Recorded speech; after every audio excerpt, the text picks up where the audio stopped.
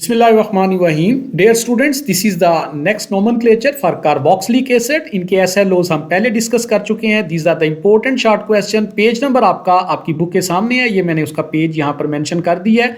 Simple से कवानीन हैं, इसके रूल्स हैं. कार्बोक्सिलिक एसिड किनको कहा जाता है, IUPAC सिस्टम में इनके नाम क्या हैं. Page number 305 federal text book national book foundation के कुछ क्वेश्चंस मैंने यहाँ पर शेयर किए हैं. आइए स्टार्ट करते हैं. सबसे पहले कार्बोक्सिलिक एसिड्स किन कंपाउंड्स को कहा जाता है. सिंपल आपने पहचान करनी है ऐसे तमाम ऑर्गेनिक कंपाउंड्स जिनमें COOH ग्रुप मौजूद हो और लेफ्ट साइड पर कोई भी R ग्रुप अटैच हो. This is called carbonyl group. इसका मतलब है इसके अंदर कार्बोनाइल ग्रुप भी मौजूद है एज ए फंक्शनल ग्रुप, और ऐसे कंपाउंड्स के अंदर एक हाइड्रोक्सिल ग्रुप भी मौजूद है. हाइड्रोक्सिल ग्रुप, इसका मतलब यह हुआ कि दो फंक्शनल ग्रुप्स इकट्ठे होंगे, कार्बोनाइल ग्रुप और हाइड्रोक्सिल ग्रुप. इनको मिलाकर एक नया फंक्शनल ग्रुप बन गया, that is called carboxylic group. This functional group is present in the compounds which are called carboxylic acid. जबकि यहां R से क्या मुराद है, R से मुराद या तो हाइड्रोजन हो सकता है या फिर इससे मुराद कोई अल्काइल ग्रुप हो सकता है, और या फिर इससे मुराद कोई अराइल ग्रुप हो सकता है. तीन कैटेगरीज में मैंने कार्बोक्सिलिक एसिड शेयर किए हैं. ये मोनो कार्बोक्सिलिक एसिड्स हैं चूंकि इनके अंदर सिर्फ एक कार्बोक्सिलिक ग्रुप मौजूद है. जैसा कि सिंपल सी एग्जांपल ये नीचे मौजूद है, एक कार्बोक्सिलिक ग्रुप है और 7 हाइड्रोजन है. इसको फार्मिक एसिड कहा जाता है. अब फार्मिक एसिड क्यों कहते हैं, ये वर्ड फार्मिका से डिराइव्ड है, और फार्मिका कहते हैं रेड आंट को, और रेड आंट के स्टिंग से इसको एक्सट्रैक्ट किया जाता है, जिसकी वजह से इसको फार्मिका और फार्मिक एसिड बोला जाता है. क्योंकि एक कार्बन वाला कंपाउंड है, जब आपने सिस्टमैटिक या IUPAC नेम लिखना है, एक कार्बन वाले को हम मीथेन कहते हैं. मीथेन के आखिर से आपने ई हटा देना है और ई हटाकर आप लिखेंगे OIC, ओइक. तो this will be called methanoic acid. ये दो कार्बन वाला कंपाउंड भी आपको नजर आ रहा है, इसको आमतौर पर एसिटिक एसिड कहते हैं.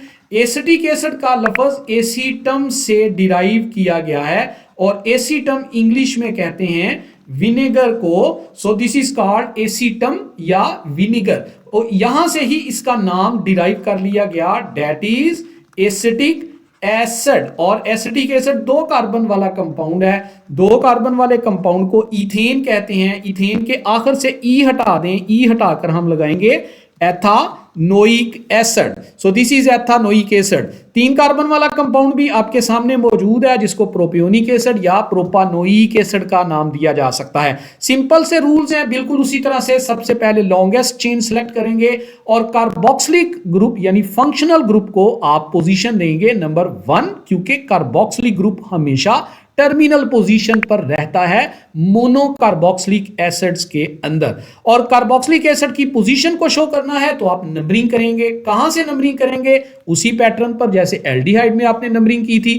फॉर एग्जांपल हमारे पास ये कुछ सिंपल से कंपाउंड्स हैं. जैसे ये देखें, ये कंपाउंड है हमारे पास. अगर आप इसको देखें तो इसमें 4 कार्बन है. 4 कार्बन वाले कंपाउंड में ये अल्फा कार्बन है, ये बीटा कार्बन. अगर कॉमन नेम्स लिखने हैं, ये गैमा कार्बन आ गई. और अगर आपने IUPAC नेम लिखने हैं तो ज़ाहिर गिनती करनी पड़ेगी, और अगर गैमा के आगे भी कोई कार्बन होती तो वो सिग्मा होती. चूंकि 4 कार्बन वाला कंपाउंड है तो इसका कॉमन नेम आप लिखेंगे ब्यूटायरिक एसिड.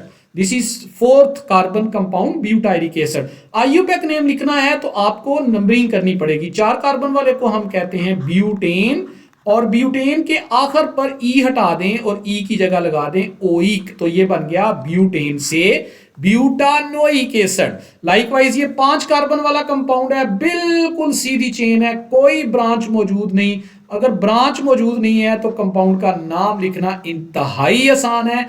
5 कार्बन वाले कंपाउंड को हम वैलेरिक एसिड बोलते हैं. वैलेरिक, वैलेरा से अखज़ किया गया है, और ये एक जड़ी बूटी है. ये एक हर्ब है जिसको वलेरा कहते हैं, वहीं से इसको वलेरिक एसिड का नाम दिया जाता है। और 5 कार्बन वाले कंपाउंड को हम बोलते हैं पेंटेन, और पेंटेन के आखिर से ई हटा दिया, OIC, ओइक एसिड।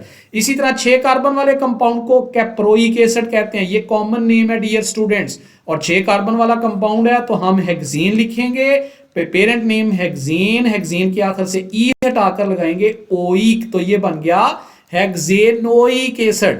लाइकवाइज बाजुकात हमारे पास ऐसे कार्बोक्सिलिक एसिड्स भी आते हैं जिनमें ब्रांच आ जाती है। फॉर एग्जांपल हम ये कंपाउंड लेते हैं CH3CH, यहां पर आ गया OH और आगे फिर COOH। अगर कॉमन नेम लिखेंगे तो आप इसको मार्केट में लैक्टिक एसिड के नाम से जानते हैं, दिस इज लैक्टिक एसिड। लेकिन अगर आईयूपैक नेम लिखना है, 3 कार्बन वाला कंपाउंड है, this is a compound of 3 carbon, इसमें ये अल्फा कार्बन है, वैसे भी लिख सकते हैं आप इसको अल्फा हाइड्रोक्सी कह सकते हैं, अल्फा हाइड्रोक्सी। और 3 कार्बन वाले को बोलते हैं प्रोपियोनिक, प्रोपियोनिक, और आगे लगा देंगे एसिड, तो प्रोपियोनिक एसिड।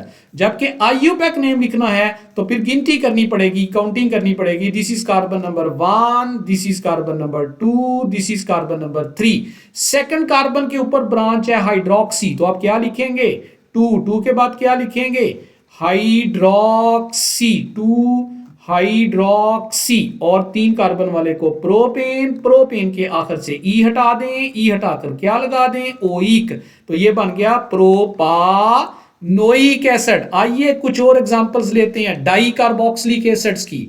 भाई डाई कार्बोक्सिलिक एसिड्स किनको कहा जाता है, ऐसे तमाम कार्बोक्सिलिक कंपाउंड्स जिनमें एक से ज्यादा 2 यानी 2 कार्बोक्सिलिक ग्रुप मौजूद हैं। जैसा कि ये आपको कंपाउंड नजर आ रहा है, इसको वैसे आपने यूं लिखा हुआ देखा होगा COOH ट्वाइस, यूं लिखा होता है, ओपन करके लिखेंगे तो COO1 COOH दूसरा, इसको बोलते हैं ऑक्सैलिक एसिड। ये सिंपलेस्ट कंपाउंड है डाई कार्बोक्सिलिक एसिड में। और 2 कार्बन वाले कंपाउंड को ईथेन कहते हैं। अब आपने ईथेन के आखिर में ई नहीं हटाना, पहले ई खत्म करके ओइक लगा रहे थे, अब आपने ई नहीं हटाना बल्कि ई के बाद लिखना है डाई, डाई का मतलब 2 और आगे फिर oic acid, this is die oic acid. अब आप अगला कंपाउंड देखें डियर स्टूडेंट्स, 2 कार्बोक्सिलिक ग्रुप है लेकिन दरमियान में एक CH2 ग्रुप आ गया है, तो अब आप इसको कॉमन नेम देंगे मेलोनिक एसिड, ये याद रखना है, आपने भूलना नहीं है, मेलोनिक एसिड।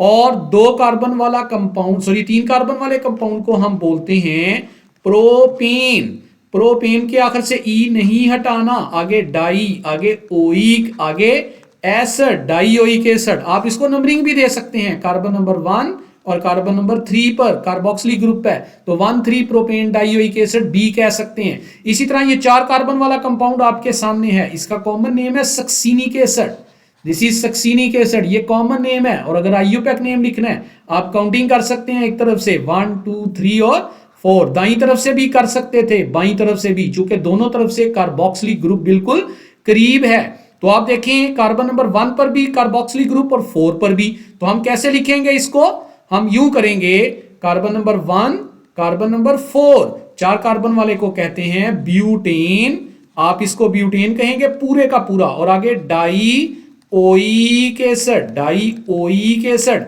जरूरी नहीं कि आप 1,4 लिखें, आप लिखें तो भी ठीक है, ना लिखें तो भी ठीक है, गुजारा हो जाता है दोनों से। मसलन मैं एक और एग्जांपल आपको देता हूं, this is COOH, this is OH, this is C double bond O, दरमियान में CH2। अब मैं CH2 ऊपर देखें, इसमें CH2 कितने थे पहली एग्जांपल में 1, इसमें CH2 कितने हैं 2। अब मैं ऐसा करता हूं कि मैं 3 CH2 ग्रुप ले लेता हूं दरमियान में, और दाएं तरफ भी कार्बोक्सिलिक ग्रुप और बाएं तरफ भी कार्बोक्सिलिक ग्रुप है। डियर स्टूडेंट, इसका कॉमन नेम या मार्केट नेम है ग्लूटेरिक एसिड, ग्लूटेरिक एसिड। लेकिन आईयूपैक नेम लिखना है तो 5 कार्बन वाले को हम क्या कहेंगे, कार्बन नंबर 1 पर कार्बोक्सिलिक ग्रुप है और कार्बन नंबर 5 पर है, तो हम क्या लिखेंगे 1 5, और 5 कार्बन वाले को बोलते हैं पेंटेन, पेंटेन के आखिर से ई नहीं हटाना, आखिर में लिखेंगे die oic acid, die oic acid इसको बोल सकते हैं। ये देखें यहां पर ग्लूटारिक एसिड की एग्जांपल दी हुई है और साथ पेंटेन डाइओइक एसिड। इसी तरह 6 कार्बन वाले को डियर स्टूडेंट्स हम एडिपिक एसिड बोलते हैं। और आईयूपैक नेम लिखना है तो यहां से या उधर से नंबरिंग स्टार्ट कर दें, 1 2 3 4 5 और 6, 1 6 1,6 और आगे hexane dioic acid. Dear students इसके ऊपर ब्रांच भी आ सकती है। जैसे आप देखें नंबरिंग क्यों जरूरी होती है, जब ब्रांच होगी तो लाजमी तौर पर नंबरिंग करनी पड़ेगी। जैसे आप देखें ये ब्रांच वाला कंपाउंड मेरे पास आ गया, बिल्कुल वही कंपाउंड है जो ऊपर आपने लिखा था एडिपिक एसिड, मैंने उसमें थोड़ी सी अमेंडमेंट की है।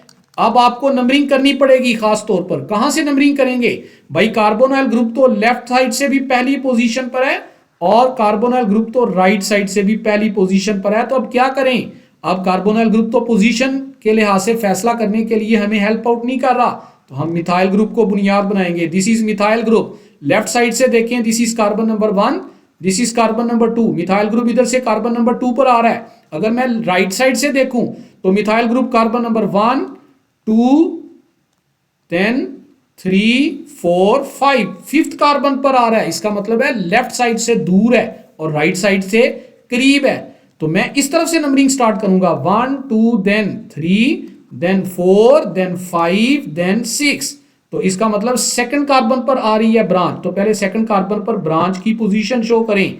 2 के बाद आ गया मीथाइल और 6 कार्बन वाले को कहते हैं हेक्सेन। हेक्सेन के आखिर से ई हटा, नहीं ई नहीं हटाना, ये डाई कार्बोक्सिलिक एसिड है, ई रहने देना है, डाइओइक एसिड। इस तरह हम इसका नाम मेंशन कर सकते हैं।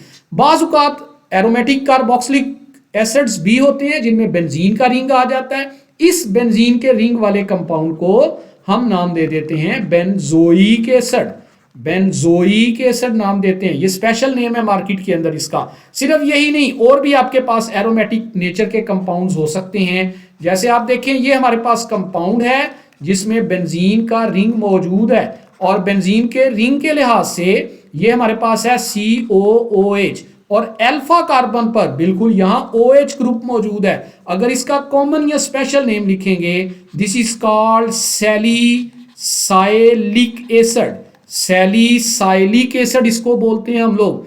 और अगर आपने इसका आईयूपैक नेम लिखना है तो फिर आपको गिनती करनी पड़ेगी। This is carbon number 2 carbon पर मौजूद है OH, तो आप लिखेंगे 2 हाइड्रोक्सी और 1 कार्बन पर बेंजोइक एसिड है तो आप इसको सीधा लिख देंगे बेंजोइक एसिड। डियर स्टूडेंट्स बाजुकात एक से ज्यादा कार्बोक्सिलिक ग्रुप भी मौजूद हो सकते हैं, जैसा कि ये मेरे पास बेंजीन का रिंग है, एक कार्बोक्सिलिक ग्रुप यहां है और एक कार्बोक्सिलिक ग्रुप आर्थो पोजीशन पर है जो पहली पोजीशन होती है। पिछले लेक्चर को देखिएगा एरोमेटिक कंपाउंड्स वाले। इसी तरह आपके पास एक कार्बोक्सिलिक ग्रुप मेन पोजीशन पर है और दूसरा कार्बोक्सिलिक ग्रुप मेटा पोजीशन पर है, this is the Meta position. इसी तरह आपके पास एक कार्बोक्सिलिक ग्रुप मेन पोजीशन पर है और दूसरा कार्बोक्सिलिक ग्रुप आपके पास पैरा पोजीशन पर है, लाइक दिस। अगर तो बिल्कुल सिंपल है तो आप इसको कहेंगे phthalic acid, this is phthalic acid, ये स्पेशल नेम है इसका। जबकि मेटा पोजीशन पर कार्बोक्सिलिक ग्रुप दोनों आ जाएं, this is called isophthalic acid, isophthalic acid. और अगर पैरा पोजीशन पर दोनों आ जाएं यानी आमने सामने वाली पोजीशन पर, तो then it is called terephthalic acid. तो इस तरह हम इनके नाम लिख सकते हैं, इनकी एग्जांपल्स हमें आनी चाहिए। ये हमारे पास कुछ प्रैक्टिस है करने के लिए जिसमें हम मुख्तलिफ कंपाउंड्स को नाम दे सकते हैं। इसमें एस्टर्स भी मौजूद हैं, एस्टर्स की नोमेनक्लेचर हमारे पास यहां पर नहीं है, सिर्फ कार्बोक्सिलिक एसिड के क्वेश्चंस को सॉर्ट आउट कर लेते हैं। इसमें से नाम लिखने तो आपको आ गए हैं, स्ट्रक्चर कैसे ड्रा करेंगे। फॉर एग्जांपल ऑक्सैलिक एसिड का स्ट्रक्चर है तो आप इस तरह स्ट्रक्चर ड्रा कर सकते हैं, 2D displayed formula like this is COOH, अभी मैंने बताया आपको। इसी तरह ये देखें दूसरी example 2 methyl propanoic acid. Propanoic acid का मतलब 3 कार्बन है, पहले तो 3 कार्बन को ड्रा कर लें, this is carbon number 1, carbon number 2, carbon number 3। और 2 कार्बन पर मिथाइल ग्रुप है तो सेकंड कार्बन पर आप मिथाइल ग्रुप लगा दें। यहां हाइड्रोजन आ गया और यहां हाइड्रोजन पूरे करने के लिए यानी कार्बन की वैलेंसी पूरे करने के लिए आपने हाइड्रोजन अटैच कर दिए। बाकी जो कंपाउंड्स लिखे हुए हैं इसमें सबसे पहला कंपाउंड ये ऊपर लिखा हुआ है, ये मैंने पहले भी प्रैक्टिस करवाई है, अभी दोबारा ड्रा कर लेते हैं।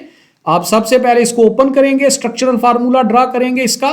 This is CH3 isopropyl group है। उसके बाद फिर 3 CH2 ग्रुप हैं, 1 2 और 1 3 CH2 ग्रुप हैं। उसके बाद है COOH।